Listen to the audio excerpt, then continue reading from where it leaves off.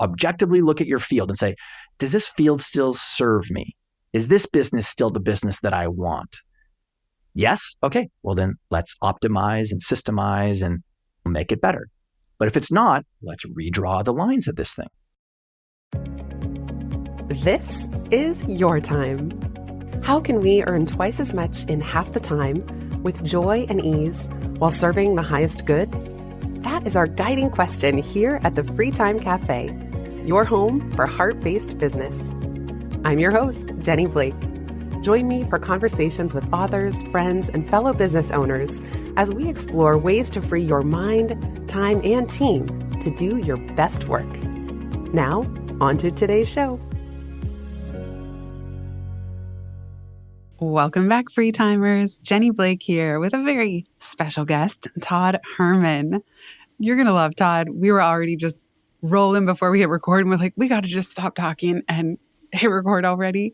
I'm so excited to welcome him to the show. Todd is a man of many talents. He has a long history, 2 decades plus of leadership, performance coaching with athletes, with entrepreneurs.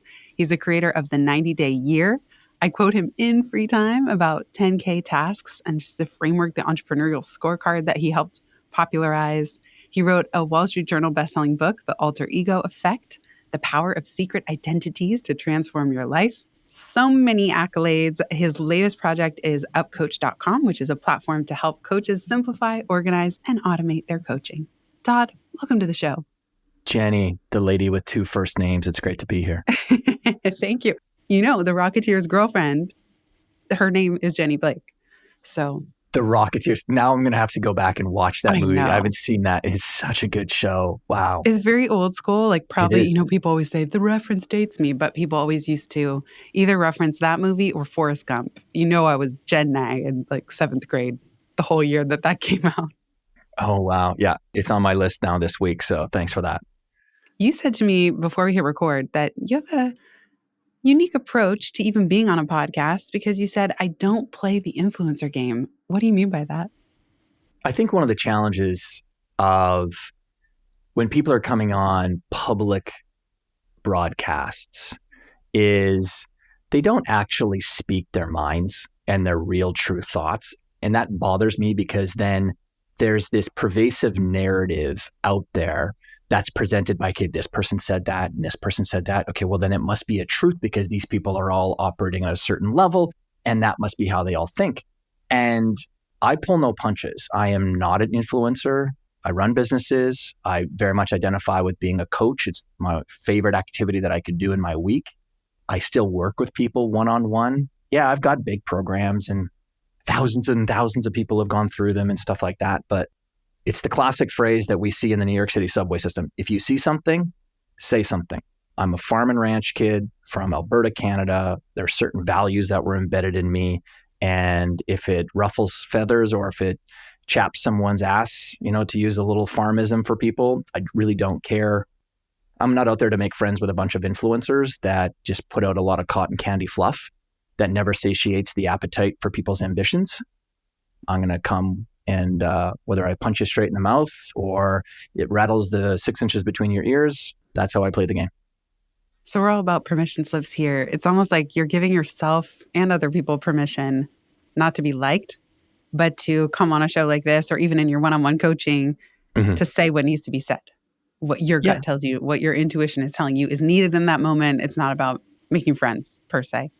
Life is challenging. And I think there's a lot of ideas that are out there that people try to equip other good, well-meaning people who are trying to pursue hard things. They're trying to equip them with tools that just break under the weight of practical application. So I am someone who wants to give people real tools that will actually help you as you try to perform your daily, weekly, and monthly tasks and goals and projects, as opposed to just lovely ideas. And so some of the times I share things that fly in the face of some of the most popular Instagram or Twitter or LinkedIn posts ever. And some people don't like it, but I'm just not here to be liked by everybody. It kind of reminds me of Jordan Harbinger, who I'm guessing is a friend of yours. I'm just assuming. Such a good friend. We were just messaging last night. Okay, I figured you two must know each other. But he often says about podcasting with his guests, I'm not there to make friends. And I find it so interesting because I have met so many people and have made such rewarding friendships because of my two shows. And yet I always have Jordan's voice ringing. I mean, he kind of has a different style than me, but he's not trying to get his guests to like him. He wants his listeners to like him. And that he says if he tries to make sure that the goal of the show is that his guest is his friend, he just doesn't get the content that he's looking for. And he kind of softens, he would pull punches, just like you're saying. Yeah. I'm wondering if you agree with that or like what your take is on that. And even we've used this phrase influencer now, just the difference between what a business owner needs to do versus what you perceive influencers doing. Okay, well, so getting to the like thing. So even in our conversation so far, we've sort of indexed towards the word of like. People are very familiar with the phrase, in order for someone to buy from you, they got to know you, like you, and trust you. And know you, I get that. I mean, in order for someone to buy something, they have to know it even exists, right? But in that whole KLT thing, I've always had an issue with the middle letter, the like part. The way that my brain works, and I think you're the same way, and that's why you write books, Jenny, is like the moment I find like a little grain or a little pebble in my shoe that's bothering me, I sort of like want to inspect it. So then I sort of started diving into this world of like know, like, and trust and thinking about even myself and who I appreciate, et cetera. Like you and I were talking right before the show started about Nassim Taleb. Now, I don't know if I like Nassim, but I know him. So true. He doesn't even care if you like him as well.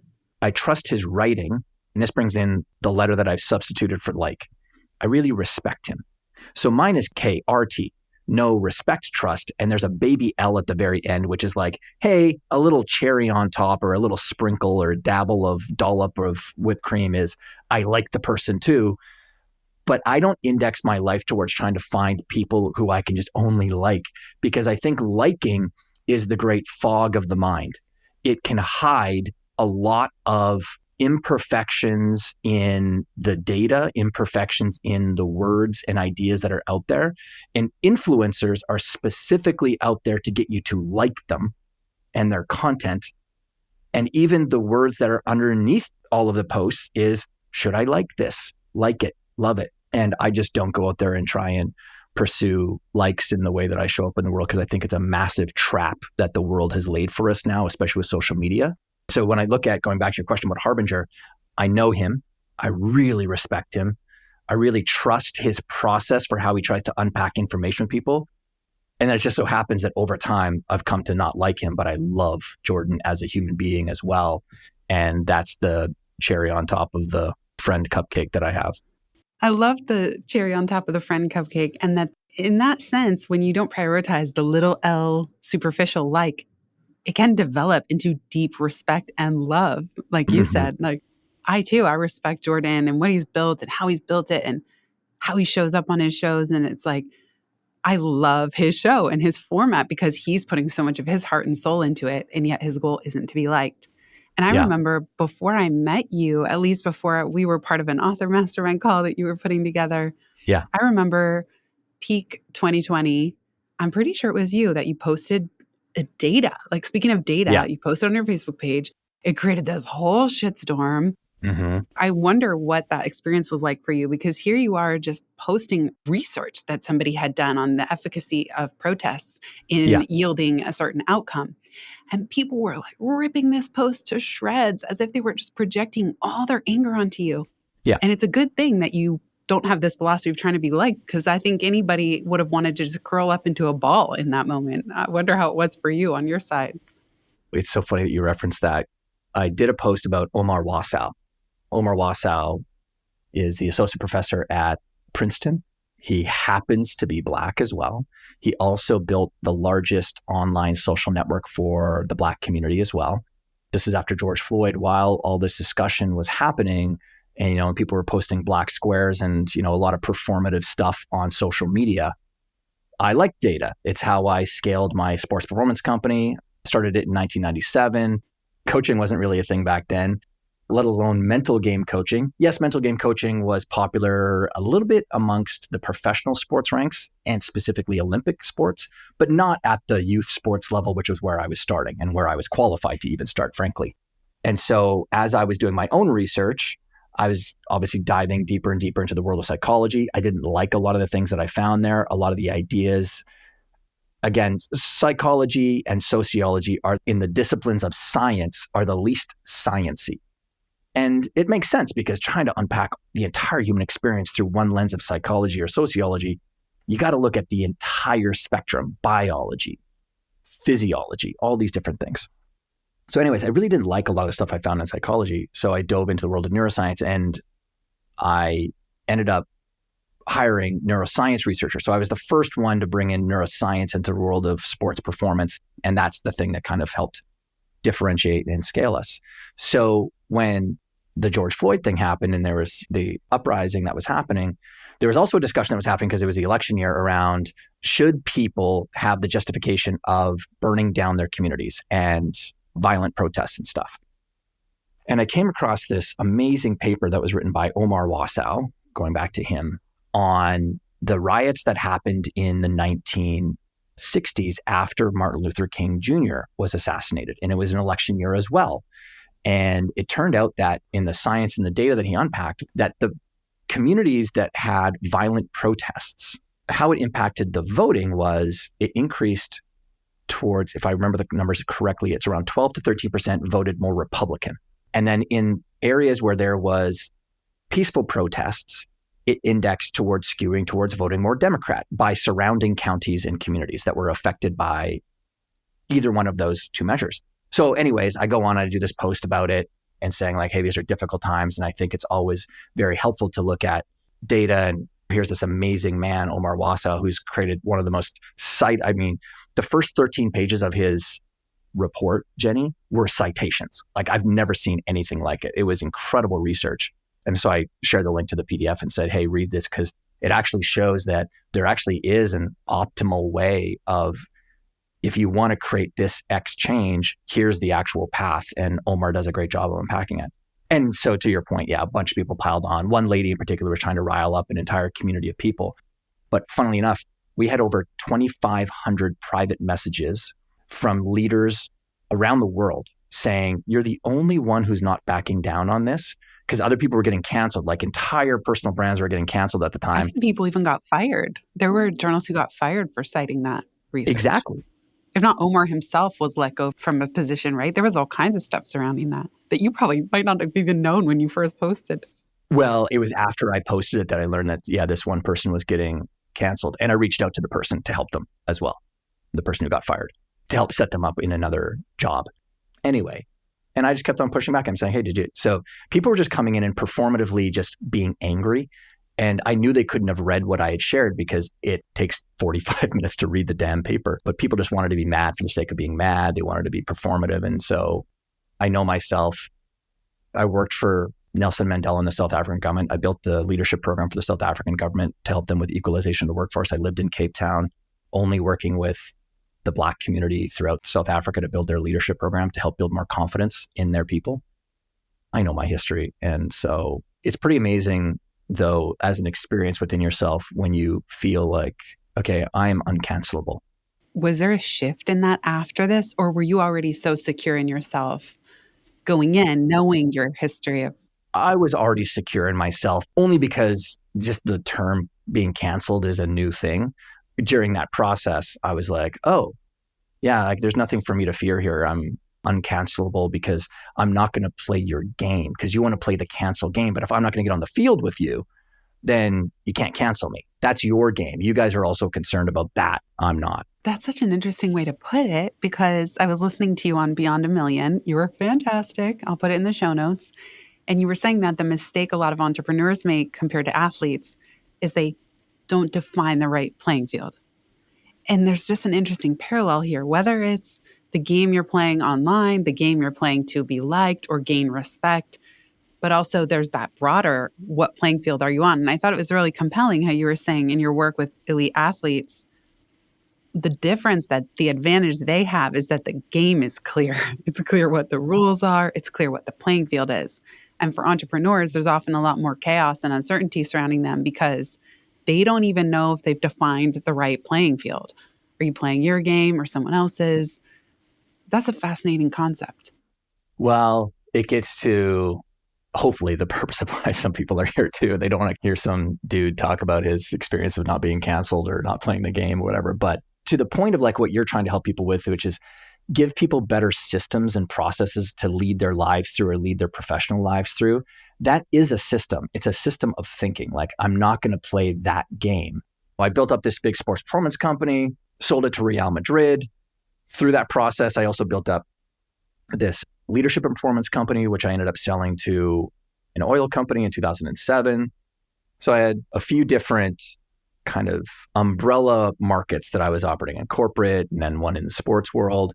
And then in about 2010, I started working with entrepreneurs more. And in a bunch of these different podcast interviews, because people know that I still work with pro athletes, I just feel like for me, in order to help people with the current challenges of the day and build good programming for people or write good books, you got to be on the field. You can't be standing on the sidelines. That's why I kind of go hard at researchers.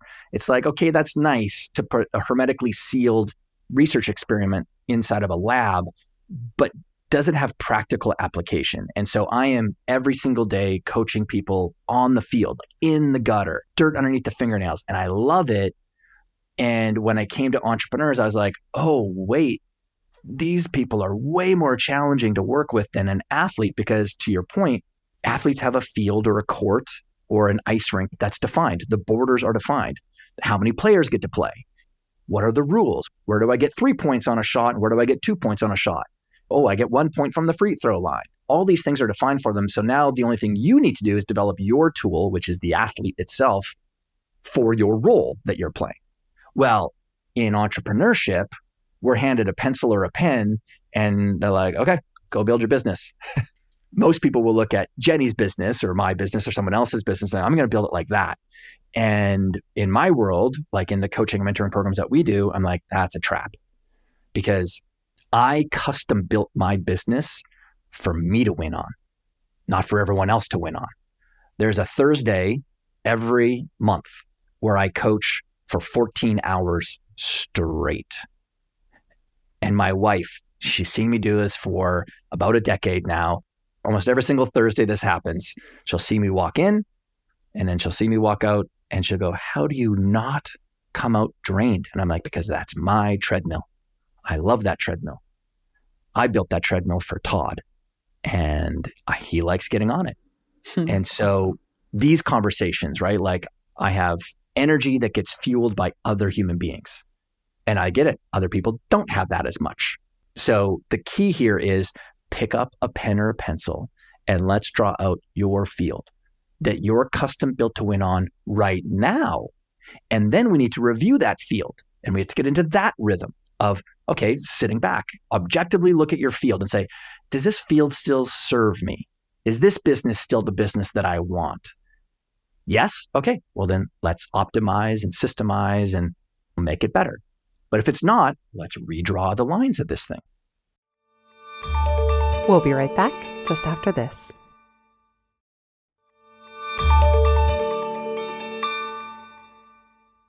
Tell me more about this 14-hour day. Is that all your coaching clients within a given month on one day? What's the purpose behind it? What's the system behind it? That is a couple of things.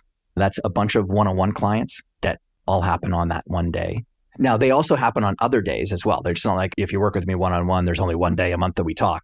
I don't operate that way necessarily. It's a combination of one-on-one clients and then our group and mentoring clients as well that are on there. And then one of those calls is a 1 hour block where I'm doing we call it Build It with Upcoach. So for our Upcoach community, you'd mentioned the platform that I'm co-founder of, I get on for 1 hour and just talk about the different features that are inside it to help people who are running coaching, training, consulting businesses, maybe use our platform better, optimize it better, give them some advice and so forth. But that's the gist of that 14 hours. Is the reason that it's such a long day so that you can have free time or just open time on many other days? Like, I guess I'm wondering about the design of how you design your time for a given month or week. Yeah, Thursday is a day that in my 90-day world and in helping entrepreneurs put together a performance system that helps them build the business that, they end up loving. we talk about theming out your days. And so for me, Thursday has always been my coaching day. And structurally, the reason that it's there is Friday is what I call my domino day or my catch day. So I don't have anything typically ever scheduled onto my Friday. Like when I give you my schedule link to go and book something with me, Friday is never a day that someone could get access to it. Because I look at my Monday, Tuesday, Wednesday, Thursday, there's dominoes that fall, and then I leave Friday there as a catch so where a pile of work can happen. But after that Thursday day is my thinking day after that particular Thursday, where I take a look at all of the outputs that happen from that coaching. And I just think about content and I think about what are people challenged with? What can I put out to the masses that I know after being on the field with an individual would go and help more people? Because if one person says it, that means 10 people are thinking it, then they just didn't say it yet. If 2 people say it, it's just a compounding effect, right? And so that's where I come up with my best ideas, my best content, my best training, my best books, my best articles, my best videos are always after that Thursday because I get so inspired. And now you can start to see, to your point, and it's a great question, that's my flywheel. And so I would encourage anyone who does any delivery work, whether it's later that day or it's the next day, block off time for you to think about your previous day because your best stuff is going to be coming out of your interaction with your ideal clients, customers, market, whatever. I love how you create the space for that and intentionally put in these thinking days. There's a book called The Road Less Stupid by Keith Cunningham. He is one of my favorite humans. He's one of my favorite humans. Yeah. The thinking time prompts at the end of every chapter are so good. Yeah. I didn't know if I would like the book or not. My brother told me to read it, and I'm so glad I did. And any one of those prompts could serve you for a year. He talks about the importance of thinking time. I want to talk about the business model behind 90 Day Year for a moment because a lot of people ask me about licensing, and that you and I have this shared love of systems, and you've built a whole lot more scale and success with it than me. But in general, I'm always thinking how to scale beyond myself, how to scale beyond a service-based business. And so I have figured out some amount of licensing to companies. Mm-hmm. You were also really intentional. I just found it powerful hearing your story that after you created and road tested 90 Day Year and it was working with your clients, you set your mind to licensing it. And I'm wondering if you can just take us behind that decision a little bit. And how did licensing play out for you? How did you design that? 90 Day Year, we have certified partners. So I licensed to those certified partners. But the real story, Jenny, is actually in the Peak Athlete company. So I scaled the Peak Athlete, so my sports performance company, on licensing far more than I have 90 Day Year. Fascinating. Yeah. Tell us more like what you mean when you say licensing, because it can mean so many different things. It can, yeah. The story actually goes to, here's sometimes the value of sitting in a first class seat. It was early 2000s. I'm a very big believer, Jenny, in apprenticeship and mentorship. Like my parents, when I was leaving the farm and ranch, they knew that I wasn't going to become a farmer or a rancher. And so they had a very intentional conversation with me. And they said, listen, like whatever career you go and pursue, we're probably not going to be able to help you with that. But hopefully we've given you the character traits and integrity and all that kind of fundamental stuff that needs to sit below the surface for you to be successful. But their advice was just whatever you go and do, go and be humble enough to tuck yourself under the wing of the best. Just promise us that you're going to find the best though. And so I did. And I almost choke up with it because it was the single greatest piece of advice my parents gave me. And I love and honor my parents so much that if I can give their advice and pass it on to someone else, I think it sets a very important tone to your self-esteem when you think to yourself, no, I'm not going to settle for the middle of the roaders. I want to go and learn from the best. It helps you to appreciate yourself more. And so I did. And so Jim Rohn, who is a giant of the speaking industry, was an early mentor to me for a little while. And then when I was building up this mental game business, Harvey Dorfman, who is known as the Yoda of baseball, wrote the best-selling books on mental game. I explicitly reached out to him because his stuff was the only stuff that made sense. And this is important for the context of the conversation around licensing because being around these giants in their respective industries, I saw what I liked and didn't like. Like I loved the accolades that they got, but I didn't like the road show that they had. Like Jim Rohn was on the road all the time speaking. I loved speaking. Hey, you would too. Like we love being on stage and getting that kind of energy from it, but I don't want it 3 times a week. And so they had practices that were very much geared just around their personal brand. And I had a little more entrepreneurial endeavors with myself. And so early on, I was trying to codify a training system within the peak athlete. It was still Todd Herman that people were essentially buying early on because it was just me, but I really wanted to build a system. So now I'm getting on a flight and I'm flying from Chicago to Dublin, Ireland, and I happen to sit next to this man. He lives in Chicago area. He happened to be the inventor of the flip top cap to the Powerade bottle. So Fascinating. he had a very unique design to it. It kind of had this like silicone seal within the thing so that when you squeeze the Powerade bottle, the stuff comes out. And if you tilted it upside down, it wouldn't pour out, even if the cap was open. So anyways, he was fascinating to talk to. And he sacrificed his sleep on the airplane to basically teach me the licensing game. Because he was like, listen, I get paid, I think it was a half a cent or a cent, a penny for every single bottle that's sold. And I can tell you it adds up to millions upon millions of dollars every year for him. And then he was like, okay, so you're in the training world. And so he was kind of breaking down my business model for me and said, well, here's how you could license your stuff. And so it completely opened up my mind to wait a second. When I'm going out there, Jenny, I'm looking for a client that I can continuously serve through my time. And I flipped it. When I landed and I was working in Dublin with a rugby team, I was like, wait a second, what if I say to them, what if I give you my entire system and I train someone on your team to be the one that runs it? This is the value of being around smart people. He was like, Todd, one of the objections is going to be people want you.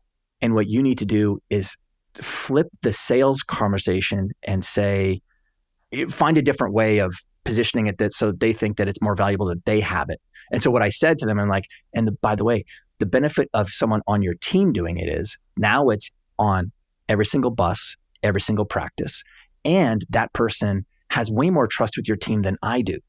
Because while you guys know me, I need to come in and do this workshop and build authority and trust and stuff with me before they're going to accept my ideas. But your people are embedded inside. So that's what started my licensing game. And so it started with train the trainer. So I'm going to train one of your trainers, and then you're going to license this from me for the year. And my first big one, so that was okay with the Irish rugby team, but it was the German Soccer Federation. They've paid me for 18, 19 years to license the peak performance models and trainings that I've had. That's incredible. And are they paying you per participant who goes through, end participant as well as train the trainer? Or are you on a different pricing model now with them where it's like unlimited use annual subscription? Yes. So there's a certain point in the threshold of payment where it becomes too painful on their side to pay per user. And so I built that out in the pricing model that basically when you hit this unit number, we just flip to full access use to all the people going through your training protocols. And it's this number every single year. So in some companies, maybe that would max out at $250,000 a year. And then also, Jenny, you can bundle into this, like especially in corporate, okay, or bigger deals. By the way, this also grants you one keynote speaking gig a year with me as well. And so, Jenny, now what happens is, because people accumulate these training protocols and inside of corporations and companies, and they sit inside of some sort of learning management system that people do or do not access, right? But what happens, Jenny, is when I go in and do the keynote speech, what happens? Boom. The access rate inside the LMS to my stuff goes way up. And then when they're judging in HR whether or not they should renew certain programs, and they see that Todd Herman's always gets accessed or used, boom, now my recurring fee and my retention rate stays really, really high inside of companies. But it's because of that one keynote gig. I stand up on stage at their company event, I speak my speak, and then I say, by the way, everyone, you don't need to hire me one-on-one. this amazing company that you all work for has already grabbed the best of my stuff and put it inside of their learning management system so you can access me 24/7. That is awesome. I love it. That just gave me an idea because I've gotten to the flat fee annual subscription with companies. I agree. I prefer that. And I feel that it incentivizes reach rather than trying to penny pinch per participant to come under a certain budget. It's like flat fee, use it or lose it. The goal then becomes to spread it as far as they can throughout the company. But I've never thought to pair it with a keynote to kind of make sure that interest is still there year after year. Jenny, it's I how love you it. get booked again. And the flywheel of that is now you're guaranteeing at least one good keynote every year at a big company. And don't forget, like the VPs of HRs or the executive VPs of HRs or decision makers, the VP of sales, no one stays inside of one company. Now they move on. And now you're pollinating the corporate landscape with people who know you, they like dealing with you. And then when that person goes off to salesforce.com and they're like, you know what? Jenny has this great thing. Let's engage with her. And that deal now takes a week to do, not 4 months. We'll be right back just after this.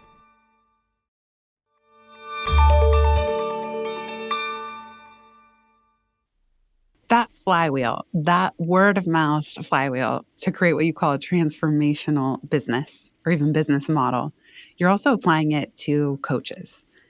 And this is something, again, where, you've probably had a pebble in your shoe around creating the coaching-based business model. So tell us a little bit about what you're building here with Upcoach, but also where do you think coaches get this wrong? Because I do think, you talk about that first stage of business being so full of chaos and overwhelm.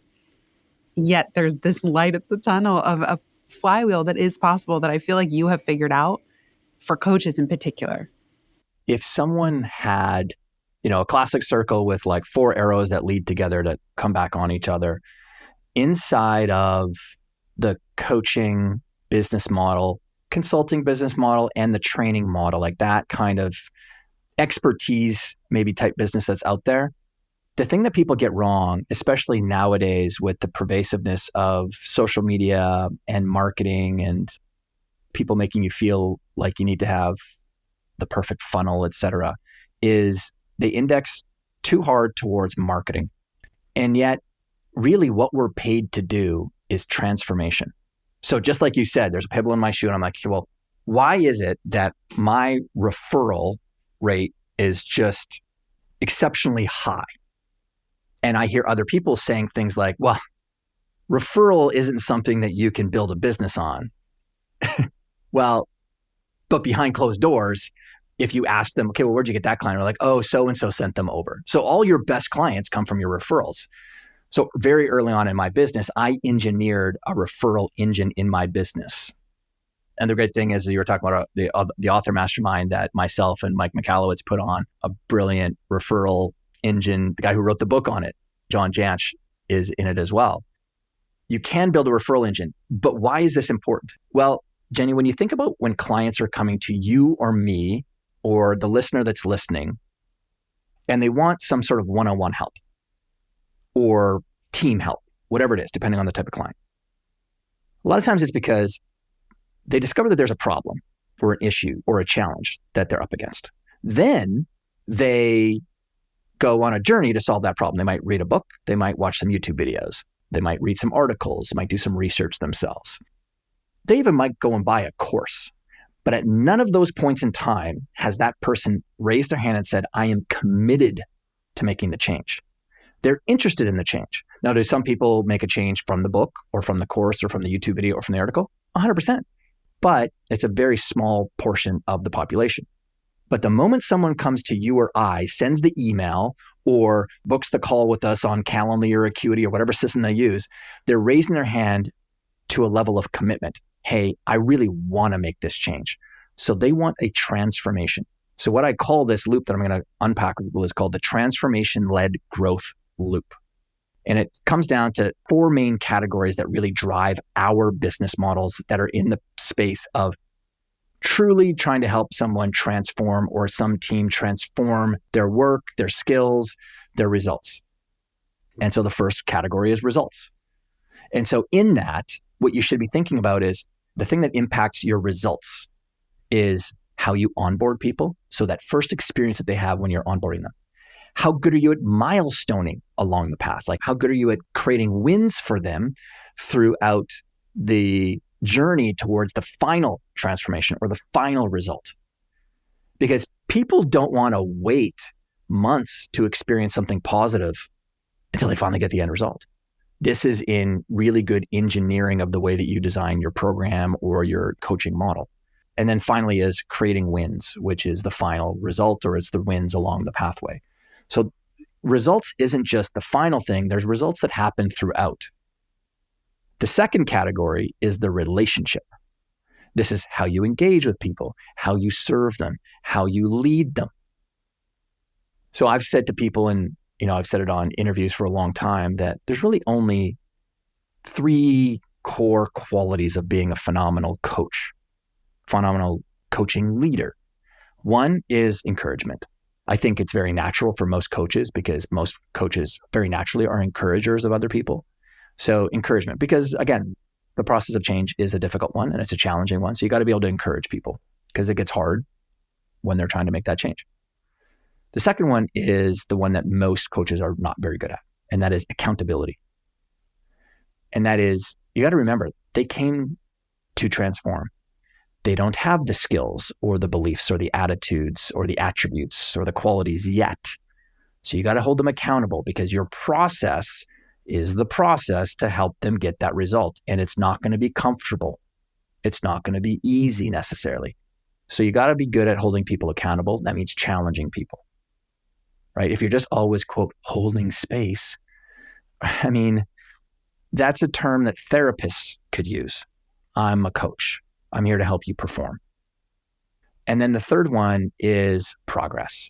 We've got to show people progress.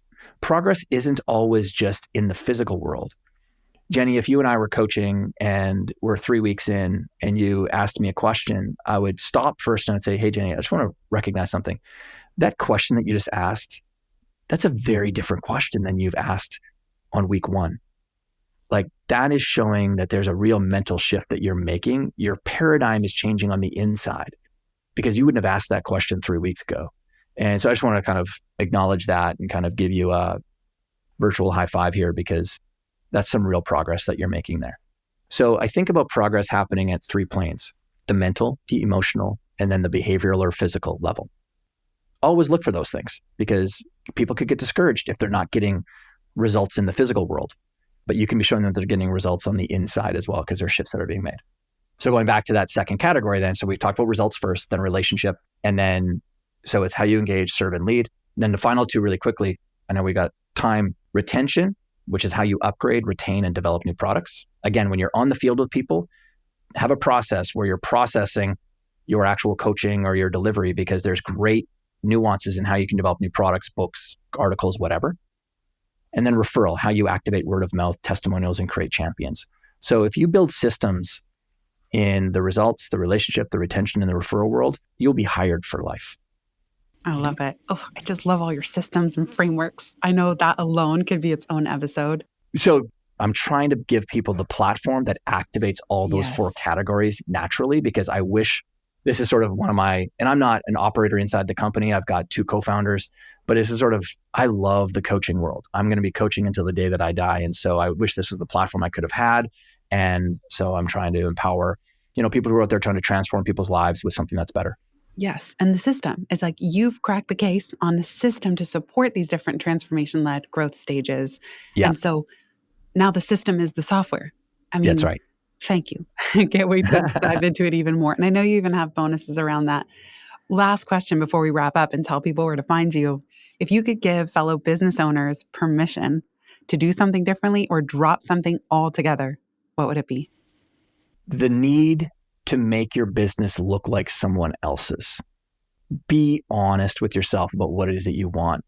Drop the idea that you need to scale, scale, scale. The beautiful thing about the world that we live in right now is it is your choice for the type of business you want. You don't need to qualify it. You don't need to say that yours is more or less successful. Like you had made the statement earlier, Jenny, that, I've been maybe more successful with licensing. I don't know about that. It all depends on the quality of business and life that you're trying to lead. If you've implemented licensing and it's worked for you, that sounds like success to me. So run your race, run your game, always look at how you could be improving. Good self-reflection, and you're going to feel so much better in your days and your weeks when it's coming from you as opposed to the influence of so many other people. Beautifully said. And I love how you also say that peak performance is really a subtracting process, that as you get to those elite levels, it's doing less, not more. Yeah. Todd, this has been so fun. I know we could talk for hours on any one of these topics. Where would you like to send people to learn more and keep in touch? toddherman.me is my home on the interwebs. And if you're on socials, Todd_Herman on Instagram and Twitter. But I love it when I, do these podcasts with people like you. And if people come and, whether they DM or they share it, like one of their favorite takeaways, I appreciate it. And it's how I can engage with people. Awesome. Thank you so much, Todd. This has been great. And I'll link to all the great resources, books, articles, Upcoach, everything in the show notes. Thanks, JB. Thanks so much for listening. If you've listened this far, you get a gold star. Thank you. Word of mouth is the most joyful way we can grow this show, and it helps us land interviews with the luminaries and insightful guests that you would most love to hear from. Please send this episode to a friend who might find it helpful. And for show notes and related links from this episode, visit itsfreetime.com. While you're there, make sure you're subscribed to the Time Well Spent newsletter. You'll get instant access to my tech toolkit, a continually updated list of all the software I use, along with the total monthly spend to run my business, where no one works full-time, even me. Visit itsfreetime.com/join. Remember, you are running the show. It's time for radical reimagining, and everything is up for grabs. Let it be easy, let it be fun, and build with love.